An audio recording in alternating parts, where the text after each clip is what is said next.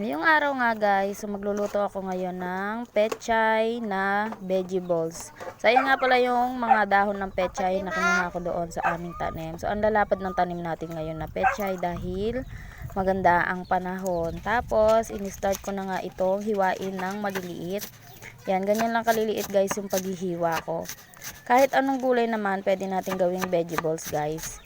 Pwede yung mga pinagtabasan ng carrots, pinagtabasan ng repolyo, or kahit ano-anong mga gulay. Huwag lang yung mga gulay na mapapait guys, dahil hindi yun bagay sa ating vegetables. Tapos ko na nga siyang mahiwa, ganyan ko lang siya kalilit hiniwa. Tapos nilagay ko na nga sa lalagyan at nilagyan ko na nga agad ng mga pampalasa at mga sangkap niya. Bawang, paminta, dalawang itlog, magic sarap at saka ng asin. Tapos naglagay nga ako dyan ng baking powder dahil vegetables nga ito. Dapat ay meron tayong baking powder. Tapos minix-mix ko lang siya dyan sa gulay para bago natin lagyan ng harina ay nahalo na yung mga pampalasa doon sa ating gulay. Tapos kalahating kilo nga lang pala ng harina itong aking nilagay.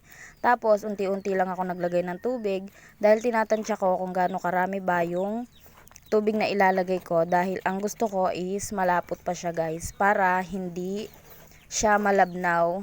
Kasi pag pinrito natin siya ng malabnaw, so hindi siya lolobo. Tapos ganyan na nga yung aking mixture na pagkagawa. Nirest ko lang yan ng 30 minutes guys para yung ating baking powder ay mag-active. At after ko nga siyang i-rest ng 30 minutes, so syempre nagsalang na ako dyan ng mantika sa kawali. Pagkainit nga ng mantika ay nilagyan ko nga siya nagsalang na nga agad ako ng ating vegetables. So ganyan lang ako maglagay guys, maliit-liit lang. So kung magbibenta kayo ng ganito guys, pwede siya benta ng piso. So malaki-laki na yung tubo nyo. So dati kasi nagtitinda rin ako niyan. Ayan, ganyan yung ating vegetables. Lolobo siya guys at bibilog siya, kaya tinatawag siyang vegetables. At pagkatapos ko nga dyan magprito, gumawa rin pala ako ng sauce. Ayan, pinaghalo-halo ko lang dyan yung tubig, toyo, bawang, paminta, asukal, tapos naluhalo ko lang siya at nilagyan ko rin pala yan ng harina or cornstarch. Tapos salang mo lang siya sa kalan hanggang sa lumapot. Tapos eto na ang ating vegetables. So enjoy po sa pagkain. Thank you po sa panonood. God bless.